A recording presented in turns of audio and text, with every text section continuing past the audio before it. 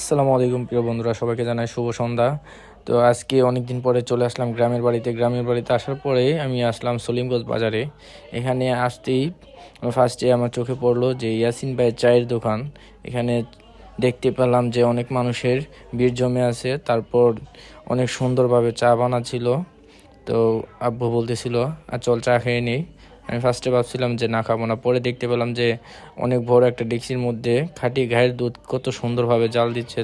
তো তা দেখে আর আমি মানা করতে পারি না, তারপর আমিও বললাম যে হ্যাঁ চলেন খেয়ে নিই। তারপর ঝটপট করে অর্ডার দিয়ে দিলাম। অর্ডার করে দেখতেছিলাম যে কিভাবে চা বানাচ্ছে। আসলে তার চা বানানোর পরিবেশটা খুব সুন্দর, আস্তে ধীরে বানাচ্ছিল। তারপর চা অর্ডার করে আমি বসে পড়লাম। বসার পরে 5 মিনিট পর চা রেডি করে আমার টেবিলের সামনে নিয়ে আসলো। তো আমি অর্ডার করেছিলাম স্পেশাল মালাই চা। তো চার টেস্টটা মোটামুটি খারাপ ছিল না, ভালোই ছিল। তো চা পছন্দ করে না এরকম মানুষ কমই আছে। তো যারা যারা ইয়াসিন ভাইয়ের স্পেশাল মালাই চা খাইতে চান তারা অবশ্যই চলে আসতে হবে নবীনগর থানা সলিমগঞ্জ বাজারে মিষ্টি বলিতে।